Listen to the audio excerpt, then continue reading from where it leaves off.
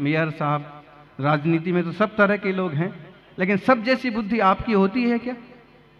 जो सही है, जितना उचित है उतना करो, लेकिन ज्यादा अच्छी आयु बंध गई है तो उन लोगों के, उन जीवों के खोटे काम करने के भाव नहीं होते। और खोटी आयु बंध गई है तो मंदिर में आकर के भी उसको, मंदिर भी ले आए घर वाले के, मंदिर तो चल, दर्शन तो कर, महाराज जी को तो एक बार देख ले। और आएगा तो महाराज जी को देखेगा तो सही, लेकिन उसमें भी कुछ ना कुछ गणित लगाएगा, क्या मतलब है ऐसे रहने से, क्या मिलता है इनको, इतनी ठंड में ठिठुर रहे हैं और बैठे।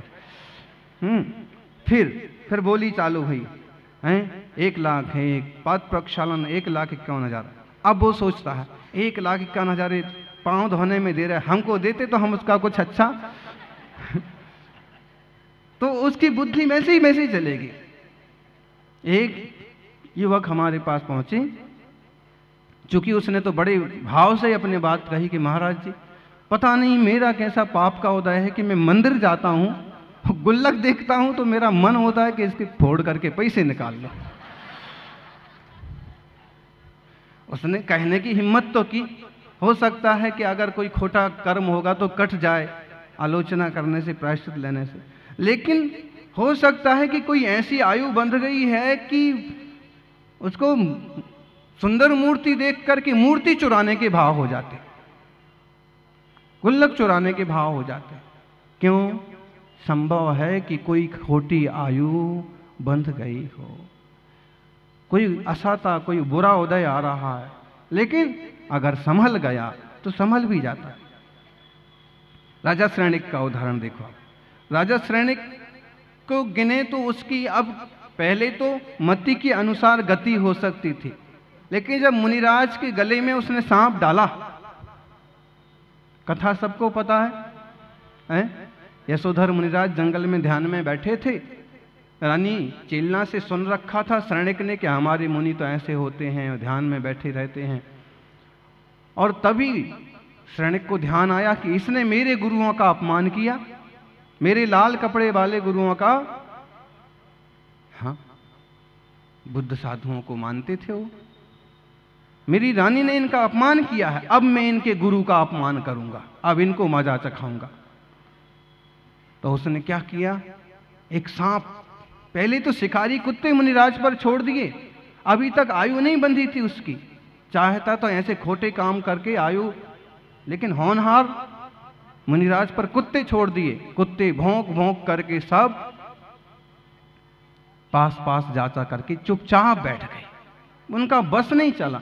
मुनिराज की ऐसी शांत मुद्रा कि कुत्तों का भी कोई भाव बदल गया, वो भी दुम हिला के, शिकारी कुत्ते भी चुपचाप जाके बैठ गए। राजा ने सोचा कि शायद जादू कर दिया इनने, मैं इनको मजा चखाता हूं। एक काला भुजंग जा रहा था, उसने धनुष बाण निकाल करके सांप को मार डाला। राजा श्रेणिक की जितनी महिमा सुनते हो ना, एक श्रेणिक चरित्र नाम का पुराण भी है, कई अच्छी कथाएं भी हैं, लेकिन ऐसा खुखार जीवन भी रहा उसका बीच में। उस समय का बहुत बड़ा आतंककारी राजा, वो तो महावीर स्वामी का संयोग मिल गया कि जीवन बदल गया, वरना एक छत्र राज चलता था, बड़ी बड़ी सत्ताएं उससे कांपती थी। सांप को उसने बाण से मार डाला और मुनिराज के प्रति ये भी नहीं सोचा कि नग्न बैठे हैं, दिगंबर बैठे हैं, जंगल में बैठे हैं, अकेले बैठे हैं, अरे मेरी पत्नी के ही तो गुरु हैं, क्यों ऐसा कुछ करूं? नहीं, बदला लेना है, मेरे गुरुओं का अपमान किया था। जबकि उसने सही सही बात बताई कि तुम्हारे गुरु हैं, इनको कोई आत्मा का ऐसा गंभीर ज्ञान नहीं है, ये कोई परिग्रह त्यागी नहीं है, ये कोई रिद्धि सिद्धि वाले नहीं हैं। रिद्धि सिद्धि मुनि राजों को तो यूं होती हैं साधना से, नहीं, बदला लेना है। और वो मरा हुआ सांप गले में डाल दिया, चला गया घर। अब ये चालू हो रहा है आयु बंध। जब एक निर्दोष मुनि के प्रति ऐसा अत्याचार किया ना, तो कहते हैं उस समय के परिणाम से उसको नरक आयु का बंध पड़ गया। अब घर पहुंचा। 1-2 दिन तो इतना बिजी रहा कि खबर ही नहीं रही, कि बस मजा तो लेना था, रानी को बताऊंगा, मजा लूंगा, मैंने ऐसा किया, अब बोल क्या होगा तेरे गुरु का। लेकिन तीसरे दिन ख्याल आया और उसने कहा, जंगल में तूने मेरे गुरुओं का अपमान किया था ना, एक तुम्हारे जैसे तुम कहते हो वैसे नग्न गुरु मिले थे और मैंने उनके साथ ऐसा किया। रानी ने कहा कि तुमने अपने लिए नरक का द्वार खोल दिया, और जब तुमने मेरे गुरुओं का अपमान किया था तो रानी ने कहा वो कोई गुरु नहीं होते, रूप धारण करने से कोई गुरु नहीं होते हैं, गुरु में गुरुता चाहिए, वीतरागता चाहिए, सर्वसंग त्याग चाहिए। अरे क्या बात करती हो, तो कब के सांप निकाल के फेंक के भाग गए होंगे। रानी ने कहा कि अगर सचमुच मेरे गुरु होंगे तो वे कहीं भी गए नहीं होंगे। उत्तम संगननधारी मुनिराज, ऐसा संकट भी आ गया तो भी वो डुले नहीं। राजा ने भी कहा जा, ऐसा थोड़ी होता है। रानी ने कहा चलो देख लो।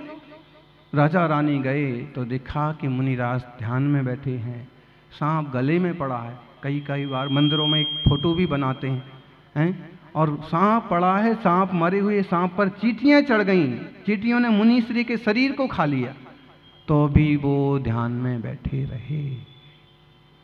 जब राजा रानी ने देखा तो रानी तो एकदम आंसू झड़ पड़े।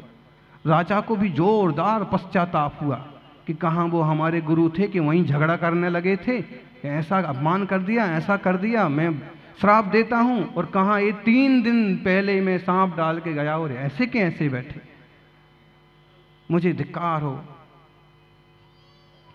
खूब पश्चाताप होने लगा। रानी ने चींटियों को निकालने का कुछ उपचार किया, चींटियां धीरे धीरे निकल गईं, सांप निकाल दिया, मुनिराज का उपसर्ग दूर हुआ। तब दोनों ने नमस्कार किया। राजा सोच रहे थे कि अभी कुछ चिल्लाएंगे, अभी कुछ कहेंगे, लेकिन कुछ नहीं। जब नमस्कार किया तो धर्म वृद्धि रस्तु, तुम्हारे धर्म की वृद्धि हो, आत्मधर्म की वृद्धि हो। ऐसा और सुनकर के राजा शरणिक को तो आग लग गई। अरे रे, मैं तो पापी, मैं दुष्ट, ये मेरे को भी वही आशीर्वाद दे रहे हैं जो चिल्ला को। इतना पश्चाताप होने लगा कि एक बार पल भर को उसका हाथ अपनी तलवार पर चला गया कि इस मेरे अपराध का यही फल है कि मैं अपनी गर्दन काट के यहीं चरणों में चला था। तब मुनिराज ने मौन भी खोला, कहा ठहरो। राजा ने कहा कि आपने ठहरो क्यों कहा। मुनिराज ने कहा कि तुम जो जो सोच रहे हो वो सब मेरे ज्ञान में है। मना परे ज्ञानी मुनिराज थे, मन की बात जानते थे। तुम सोचते हो कि गर्दन चढ़ा देने से तुम्हारा पाप खत्म हो जाएगा, नहीं, आयु बंद हो गया है, अब तुम्हें ये नरक आयु भोगना पड़ेगी। उस पर भी तुम ऐसे कर्म करोगे तो उसको कम करने का, काटने का कोई उपाय भी नहीं बचेगा। अब तो सैनिक और अचंभे में पड़ गए। फिर तो इनको ये भी पूरा पूरा पता है कि सांप किसने डाला। जब मन की बात जान रहे अवधि ज्ञानी हैं तो इनको सब कुछ पता होने के बाद भी ऐसा आशीर्वाद दे रहे हैं। धन्य है ऐसी वीतरागता, ऐसी निर्दोषता।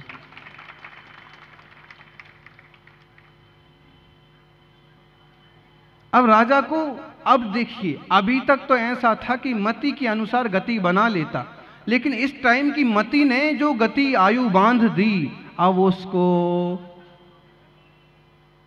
पश्चाताप से कुछ कम हो गई। 7वें नरक की आयु कुछ कम हो गई। फिर भगवान महावीर स्वामी के समोषण में गया तो फिर कुछ कम हो गई। कहते हैं कि एक बार सम्राट ने कहा, भगवान मैं आपका परम भक्त हूं। जब महावीर स्वामी से वो जुड़ गए, महावीर स्वामी को केवल ज्ञान हुआ, उनके समोषण में गए, थे तो महावीर स्वामी के मौसा, चेलना उनकी मौसी थी। कोई कम नहीं है, एक ही घर में कैसे तरह तरह के लोग पैदा हो जाते हैं। फिर एक दिन जब उनके पक्के शिष्य बन गए, पहले शिष्य बन गए, श्रावक शिष्य। तो फिर हर वक्त उनकी सेवा में हाजिर रहते। और एक दिन जब यह बात दिव्य ध्वनि में आई कि महाराज श्रेणिक को तो नरक जाना है, तो उनने फिर हाथ जोड़ के कहा कि मैं तो आपका भक्त हूँ, मैं तो आपका शिष्य हूँ, मैं कैसे नरक जाऊंगा। उनने कहा कि मेरा भक्त हो कि शिष्य हो, आयु बंध कर्म बंध के सामने कोई बस चलता नहीं। और फिर तो तुमने मुनिराज के आश्रय से आयु कर्म बांधा है। धर्म क्षेत्रे कृतं पापम वज्रलेपो भविष्यति। अन्य क्षेत्रे कृतं पापम धर्म क्षेत्रे विनश्यति। धर्म क्षेत्रे कृतं पापम वज्रलेपो भविष्यति। अगर कहीं दूसरी जगह पर आपसे कोई पाप हो गया है, कोई गड़बड़ हो गया है, तो धर्म क्षेत्र में आकर के उसका सॉल्यूशन हो सकता है, निस्तारा हो सकता है। भक्ति करने से, पुण्य बढ़ाने से पाप घट सकता है। लेकिन धर्म क्षेत्र मुनिराज के आश्रय, उनको सता करके पाप बांधा, मूर्ति मंदिर तोड़ करके पाप बांधा है, भगवान को गाली देके, शास्त्रों का अपलाप करके कर्म बांधा, तो फिर उसको छूटने का कोई रास्ता नहीं, भोगना पड़ेगा। वज्रलेपो भविष्यति। तो तुम्हें भोगना पड़ेगा, मुझे भोगना पड़ेगा, भोगना तो पड़ेगा। लेकिन हे श्रेणिक, तैने जो 33 सागर की आयु बांधी थी, 7वें नरक की, वो भक्ति से, श्रद्धा से इतना उस पर फर्क पड़ा है कि पहले ही नरक में जाएगा। और केवल इतनी सी आयु मिलेगी 84,000 वर्ष की।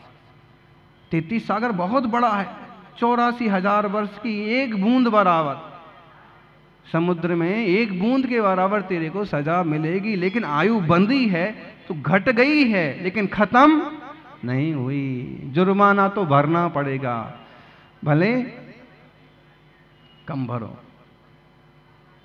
ज्ञानियों, अपने जीवन को भगवान जिनेश्वर के चरणों में समर्पित करो।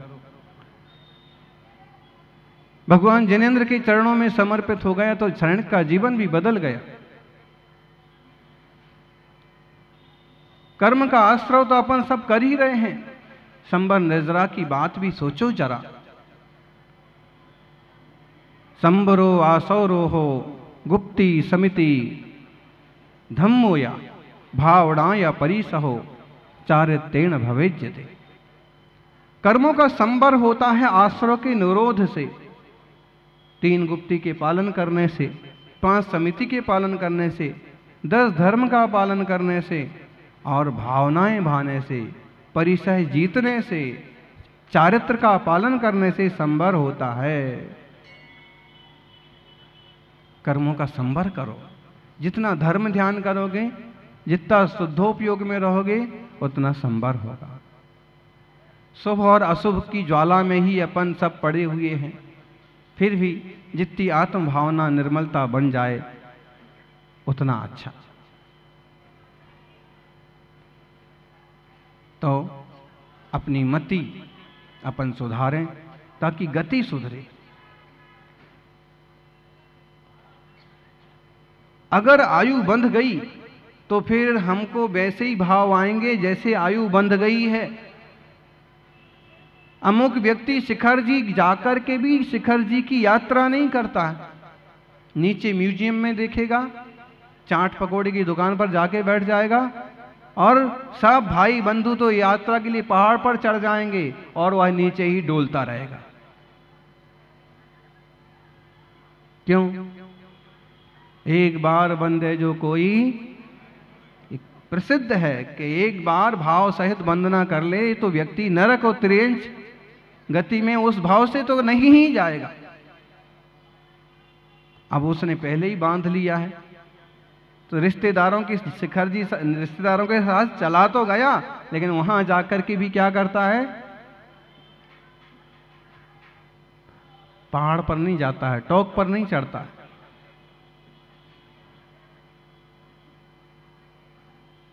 कहने को शिखर जी हो गया पिकनिक टूर की तरह। नहीं, आयु बंध वाला व्यक्ति ऐसे ही करता है। अपन विवेक पूर्वक प्रवृत्ति करें। किसी चीज का बहुत हट करना मतलब एक तरह की बेवकूफी। और लोग भी हैं, उनकी अपनी सोच है, उनकी अपनी मान्यता है। हम सबकी मान्यता और सोच को कुचल नहीं सकते। हमें उनकी भावनाओं का भी आदर करना चाहिए।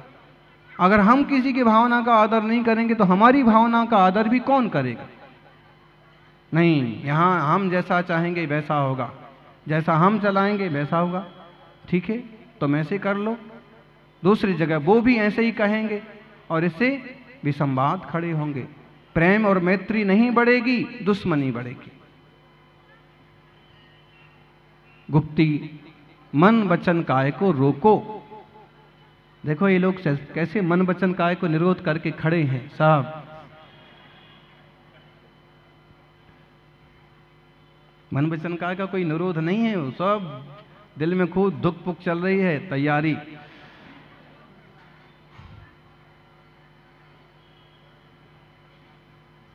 श्रावकों का धर्म देखो आप, हैं इतनी ठंड में भी एकदम साफ टकाटक तैयार होकर के।